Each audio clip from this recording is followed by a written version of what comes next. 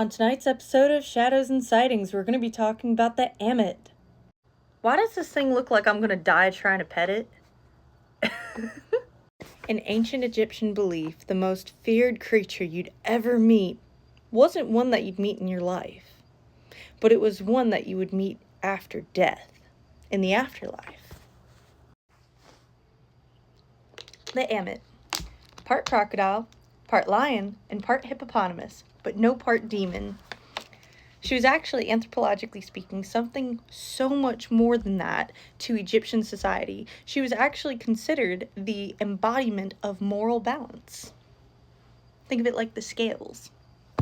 And the Egyptians believed that the heart actually held a person's entire character. So everything, including every lie, every kindness, every act of cruelty or act of love, was all held within your heart. And at the time of your death, the Ammit would actually weigh your heart against a single feather of mat. And so if your heart was heavier with the weight of your wrongdoings, she would actually consume it. And now this wasn't meant to be torture or torment or anything like that. Now this was actually meant to be just complete erasure of that entire entity. So your entire being would just cease to exist. And in Egyptian society, this was actually a fate worse than death.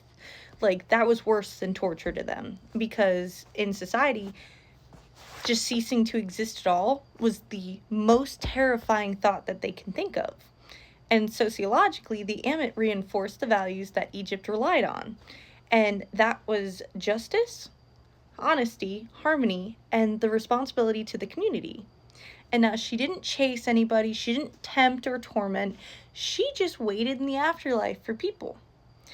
And so she's a reminder that your actions echo beyond life, and that your heart, in the end, its weight tells its own truth.